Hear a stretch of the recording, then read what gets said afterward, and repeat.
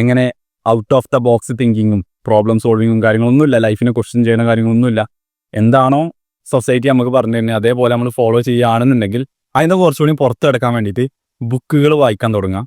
അതുപോലെ ഇപ്പോൾ യൂട്യൂബേഴ്സ്, ഇഷ്ടം പോലെ യൂട്യൂബേഴ്സ് ഫ്രീ കണ്ടന്റുകൾ ഇങ്ങനെ ഉണ്ടാക്കിക്കൊണ്ടിരിക്കുകയാണ്. ഓലെ ലൈഫ് എങ്ങനെ അപ്ഗ്രേഡ് ആയത്, അതുപോലെ ഓലെ എങ്ങനെ ഒരു പ്രോബ്ലം സോൾവ് ചെയ്തത്, ഓലെ എങ്ങനെ ബിസിനസ് തുടങ്ങിയത്, എല്ലാത്തിൻ്റെയും ഇൻഫർമേഷൻ യൂട്യൂബിലുണ്ട്, അതേപോലെ ബുക്കുകളിലും ഉണ്ട്.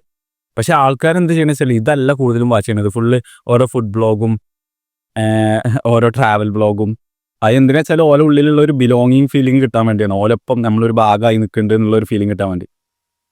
അപ്പം ഇങ്ങനത്തെ എൻ്റർടൈൻമെൻറ്റ് കണ്ടന്റുകളാണ് ഏറ്റവും കൂടുതൽ പോപ്പുലർ ആയിക്കാണ്ട് പോകുന്നത്. ഏറ്റവും കൂടുതൽ അങ്ങനത്തെ ആൾക്കാരാണ് പൈസ ഉണ്ടാക്കുന്നത്. പക്ഷേ ഇത്രയും എല്ലാ യൂട്യൂബേഴ്സും അങ്ങോട്ട് ഒരു കോമ്പറ്റീഷനാണ്, ഏറ്റവും കൂടുതൽ വാല്യൂ ആർക്കാ പ്രൊവൈഡ് ചെയ്യാൻ പറ്റുക എന്നുള്ള രീതിയിൽ. അപ്പോൾ ആ ഒരു അവസരം എന്ത് ചെയ്യുക, മുതലാക്കുക. മാക്സിമം നിങ്ങൾ നേടാൻ ഉദ്ദേശിക്കുന്ന കാര്യങ്ങൾ ഓൾറെഡി നേടിയ ആൾക്കാരൊക്കെ ഒന്ന് പഠിക്കുക.